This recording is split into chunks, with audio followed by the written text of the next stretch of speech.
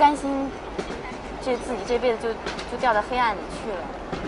我1997年走出来的路，就是我妈1968年去黑龙江的路。所以说，北京对我们来说是一个特别遥远的、可望而不可及的地方。走楼梯的感觉挺好的，有一点点吃力，就像我现在的生活。像毛泽东、像邓小平，他们也就是生在农村，湖南、四川嘛，他们也照样进北京。他们就觉得进了上海好像就了不得了，其实进了上海，你像一只小蚂蚁一样，什么都不是。好像越往北走越荒凉，好像从20世纪走回到19世纪那种感觉。如果我们没有出来的话，那他到死可能会从我这一代开始，这个家族在这里的历史就终结了。看到今天这个结局，我感觉几十年的努力没有白费。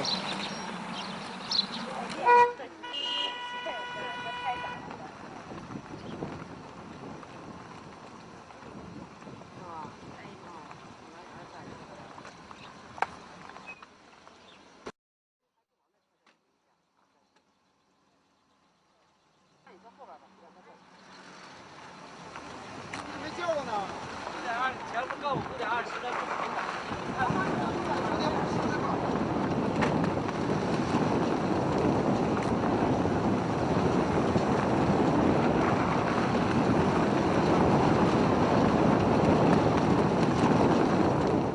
我1997年走出来的路，就是我妈1968年去黑龙江的路，一模一样的路。就是我妈30几年前下乡的路，不过然后30多年以后我再走回去，按原路返回。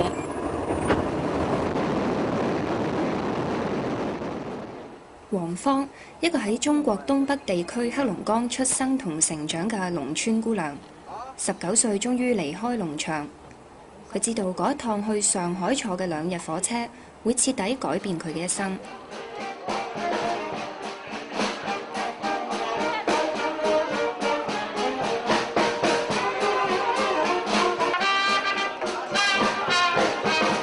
而且我觉得这里的人都特别会玩，特别会疯，无论年轻人还是上了点年纪的人，特别会玩。我觉得他们，我一看着他们我很奇怪，可能他们看我也很奇怪，我就觉得他们为什么会玩这些东西？我什么都不会玩，我不舒服，觉得好像自己被这个城市嘲弄了一样，就好像我像个傻瓜蛋，走在街上，什么事情都好像有可能刺伤我的自尊心，自尊心受到很大的挑战。在上海这城市，就像一个被吓懵了那种感觉。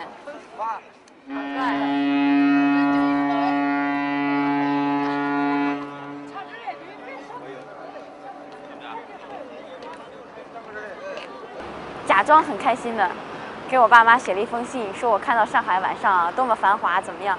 其实我那时候一直都不高兴，我心里从来没高兴过，但我不知道怎么跟他们说，我也不想让他们担心。家里的人，所有人都觉得。就说我爸说你现在好了，你女儿到了那个上海大城市，多繁华，什么前途很好。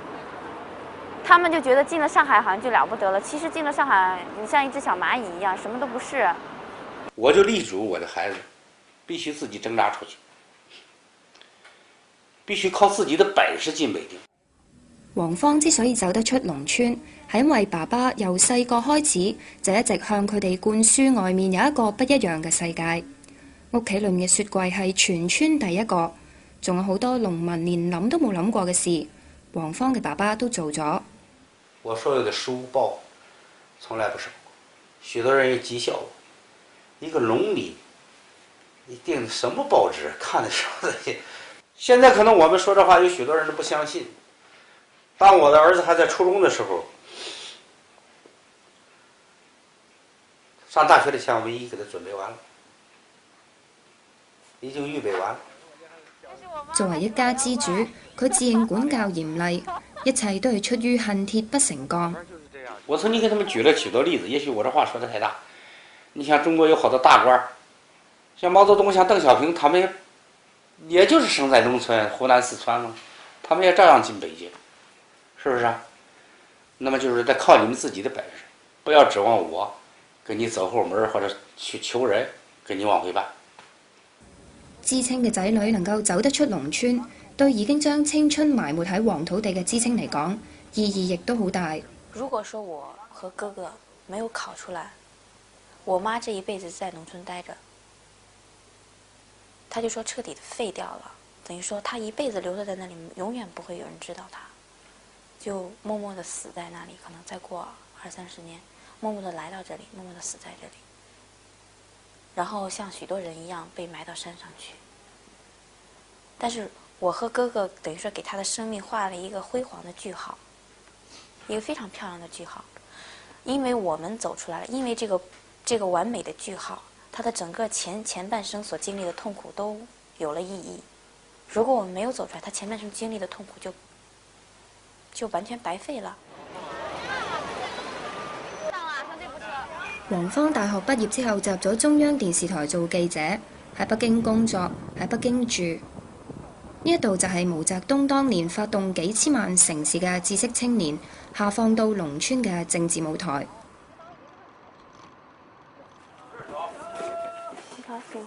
這個門。呢一日，黃芳跟住媽媽喺北京嘅胡同裡面轉嚟轉去，想揾翻媽媽當年住過嘅四合院。佢媽媽30幾年前仲係中學生嘅時候，就係喺呢一度下放到去黑龍江。闊別30幾年，景物依然，人面全非。我媽以前住這兒，我下鄉之前住在這兒。我們現在來看。我63年以前在這兒住的。這房子還真。媽來進去看看。今晚上在哪住？現在可遠了，現在68年以後，在黑龍江。是吧？還在那兒？在黑龍江了。現在還在黑龍江。想回來看看。那咱們進屋看看。這間屋子是我父親母親住的，然後這個屋子是我跟我爺爺還有我一個姑奶奶在那住。這個房子吧，他的痛苦就是在於流落在農村了，不能夠回到城市去過那種五彩斑斕的生活。人家都像看怪物。黃芳嘅媽媽1968年離開北京，下放到黑龍江嘅農場。當時一齊下鄉嘅北京同學全部都翻晒去北京，就剩低佢一個冇翻到去，因為佢唔想將丈夫同埋仔女留喺鄉下。反而係寄望仔女能夠翻到去北京。我媽頭髮是染的，不染的話就全都是白髮，一頭白。也值了也。我媽以前很漂亮的。看到今天這個結局，我感覺幾十年的努力沒有白費，幾十年的付出還是值得的。由黃芳細個時候嘅相，有時候睇唔出佢係農村嘅細路仔。呢一個都反映出佢媽媽對北京生活嘅情意結。這是5歲時候拍的，那時候剛剛頭髮電過了，自己覺得很漂亮。然後我爸媽就讓我們去拍照片了，穿的都是從北京帶回來的衣服，平時不讓穿的，平時怕弄髒嘛。過節的時候看客人的時候才穿的。因為我媽是從城市裡來的嘛，好多知青會給我們帶衣服。包括我們小時候吃過巧克力啊什麼的，我們那裡的小孩都沒見過。普通的農村父母有很多啊，也是很給他兒女挺大的壓力，然後說你們一定要想辦法走出去。但是他們和我的父母，我們這樣的知青的父母比起來，他們很容易放棄我吧。但是因為我的媽媽是從北京來的，她不會放棄，她就知道。在北京生活和在這裡生活就像一條小狗啊，吃過肉它就知道肉很香，它不會放棄，會鍥而不捨去追求。對於那些沒有吃過肉的小狗來說呢，那吃不到也就算了嘛，當然想嘗一嘗，吃不到也就算了，沒有特別強烈的願望去實現它。而我媽從北京來到農村之後，她這個願望非常強烈，她會鍥而不捨的就一定要支持你，一定要走出去。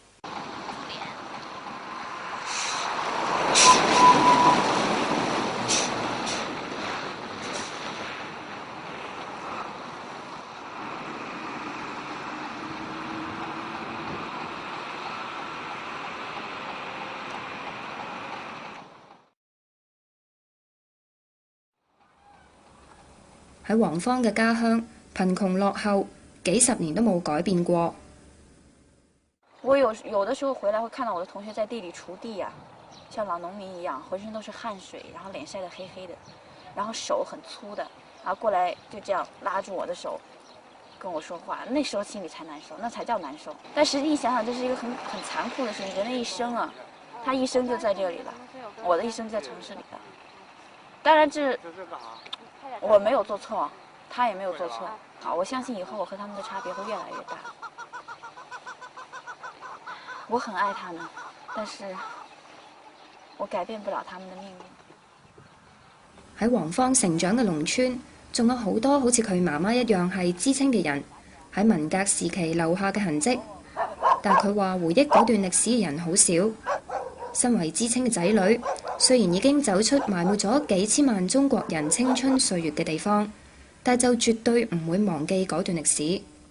我媽的經歷，她以前從來都不跟我說，守口如瓶，因為我覺得是她心裡的傷疤，她不願意說，她很痛苦，一說起來，那麼影響，甚至很多知青子女已經忘記了他們是知青的子女，那些很多上山下鄉的知青，不願意讓他的孩子去想這件事，他們覺得自己當年經歷了很多痛苦，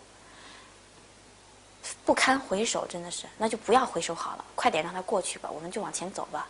然後他們，如果他們的小孩想回過頭看一看父母的歷史，他們會把孩子的頭轉過去，你不要看了，就怕傷害孩子的心靈，就說。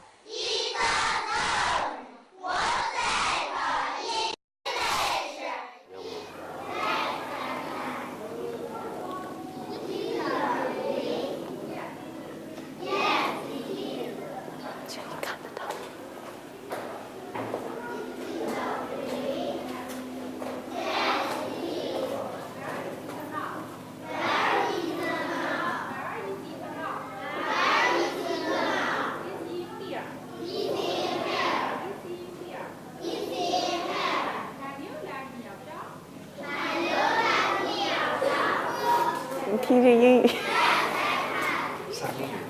这就是我们学的英语，你听听都怪。你听得懂吗？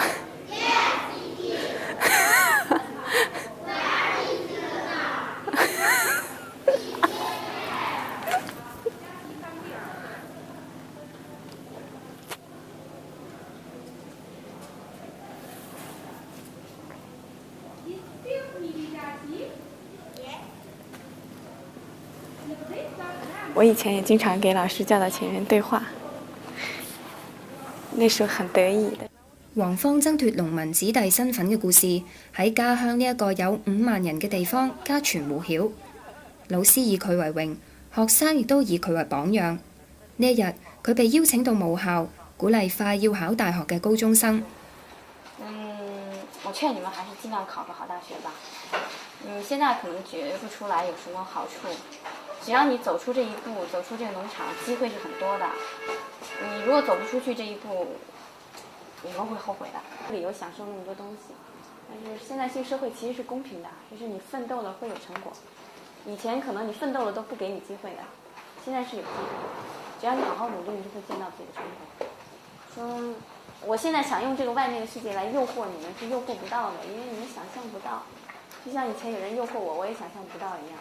你們可能很多人都跟我當時高考之前一樣，從來沒坐過火車，從來沒有去過遠的地方。但是只要你走出去了，就會好起來的。就走出去之後，剛一開始也會有很多艱難的東西。你到城市裡什麼都不習慣，什麼都沒見過，別人說着你聽不懂的話，然後用着你沒見過的東西，你會覺得自己像傻子一樣在城市裡。但是我們的生存能力是很強的。老師讓我跟他們講東西的時候，其實我非常希望我能夠在很短的時間裡，把我所有經歷過的事情、我的感受都告訴他們。這真的是毫無保留的。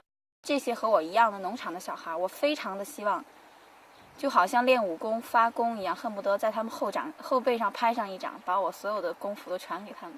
但是我做不到。做唔到係因為佢喺城市裡面嘅生活並唔係農村裡面嘅同鄉，甚至佢屋企人想象中咁好受㗎。我上樓梯很笨的，走樓梯的感覺挺好的，有一點點吃力，就像我現在的生活，挺費力，而且要小心翼翼的找平衡。我真的很笨的，上樓梯我摔過好幾次，摔得還蠻重的，最後恐懼樓梯。但是又要爬。對啊，其實爬樓梯感覺挺好的，就像現在的生活一樣。可能等以後我，工作也出名了，也有錢了，工作都好了，可能就喜歡每天坐着電梯嗖下就上去了，懶得再去爬那個鬼樓梯。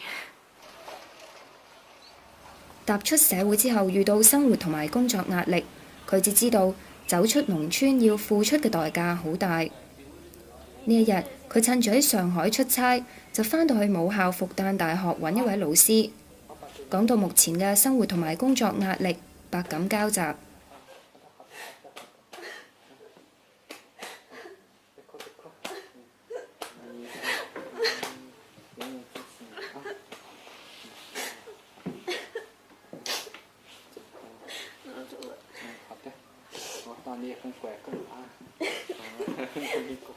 李良榮教授執教幾十年，喺復旦大學呢一所中國名牌學府，遇過好多知青嘅仔女。這批學生呢，一般都是家長的話呢，他經過多年的磨難以後，他把他們家庭這個興旺的一些基礎，家庭崛起或者家庭重新振興的一些希望，基本上寄託在這個孩子身上。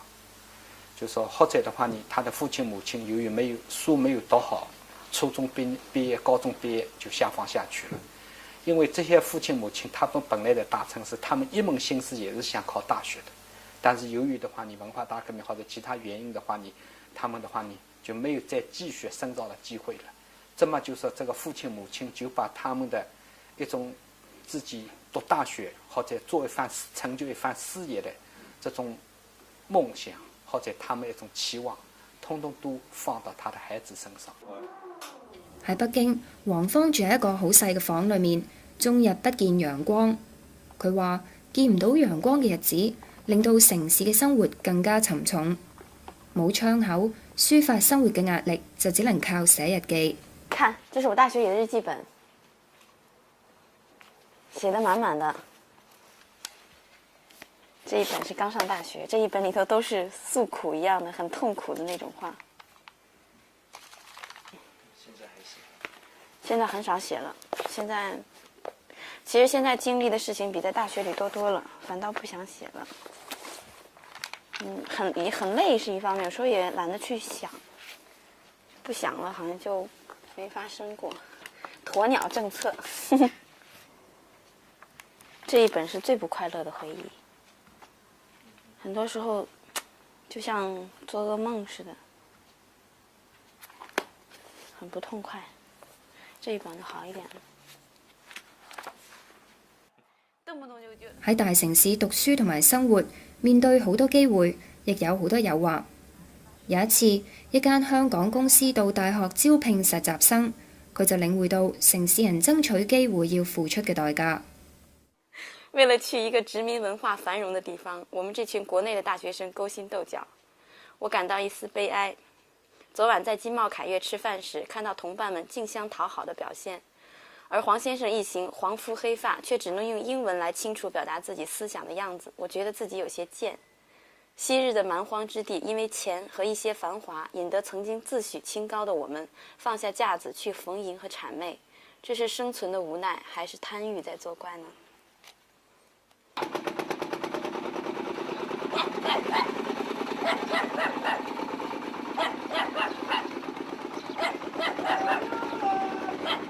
我的家鄉，從自私的角度來說，我希望我的家鄉永遠這麼落後，在我心裡是一方淨土。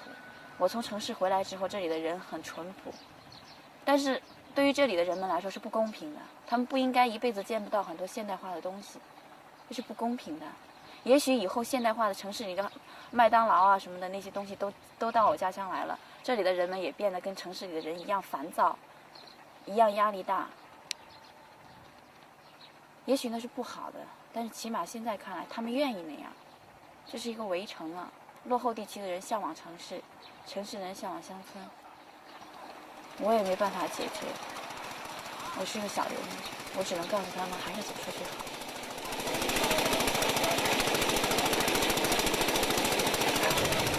我走了不會回來了，而且我的後代也不會回來了。我們這一代人走出去，我們後代以後都不會回來了。也就是說，我們這個家族在這裡的歷史就終結了，從此就到城市裡去了。从我这一代开始。好了，来什么车？门就这样，让给锁了，行，钥匙。能坐下吧？钥匙。看看。能坐下吧？我们俩。带几个人？一个人。行吧。坐下我就锁上门，我们能坐下我们就坐，不能坐下我们就撤。坐不下。这箱子搁到后备箱里吧。行，还有箱子。包呢？这包呢？拿着。包拿着，包吃的。刚才给小孔打电话了。一路顺风哈。上车。还有谁啊？还上车吗？上车上车。咱俩坐后边跟孔令辉。坐前面吧，你坐前面吧。啊。你坐前面，妈去不去啊？你去啊？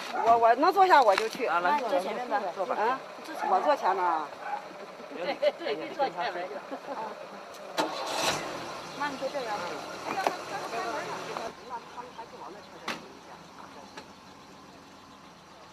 那你坐后边吧，我坐前面。你还没叫我呢。5点20，前面告诉5点20，在路口等着。